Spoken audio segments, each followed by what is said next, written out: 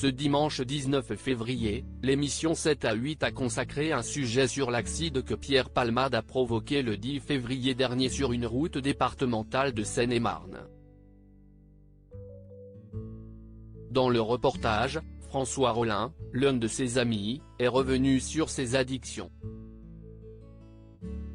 Depuis le 10 février dernier, Pierre Palmade fait l'actualité pour une triste raison. L'humoriste de 54 ans a provoqué un grave accident sur une route départementale en Seine-et-Marne.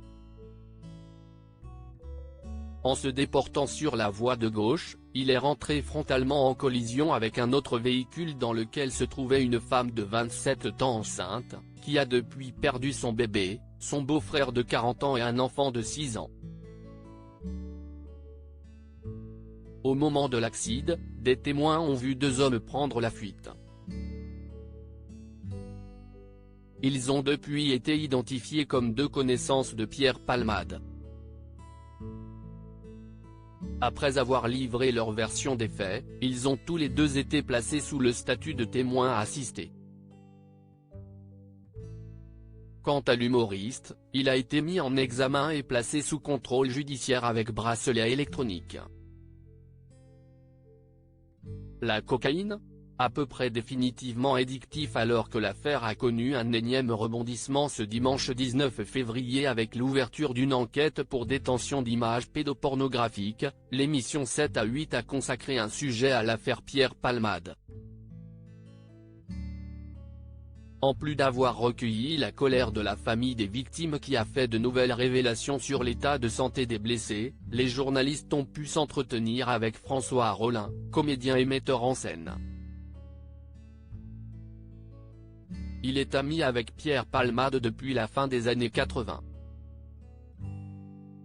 Dans un premier temps, il est revenu sur son addiction.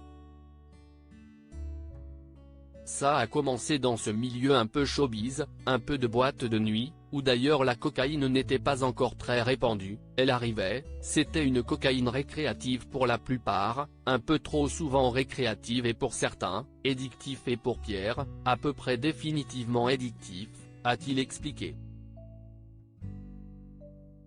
Il m'a laissé lui parler comme un papa. Les mauvaises rencontres que Pierre Palmade aurait faites dans sa vie l'auraient entraîné, selon lui, dans une autre addiction, à savoir les drogues de synthèse.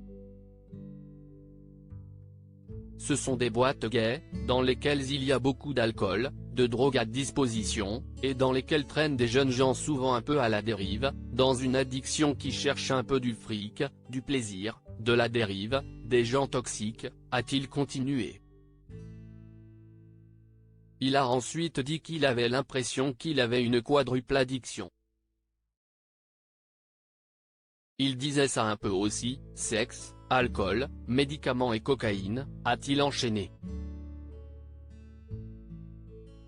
Pierre Palmade a fait plusieurs cures de désintoxication pour s'en sortir, en vain.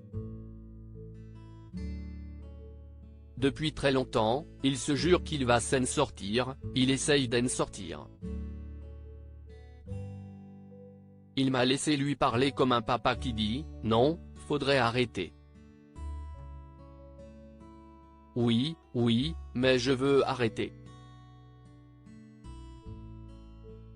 Ça y est, je suis sorti de là. »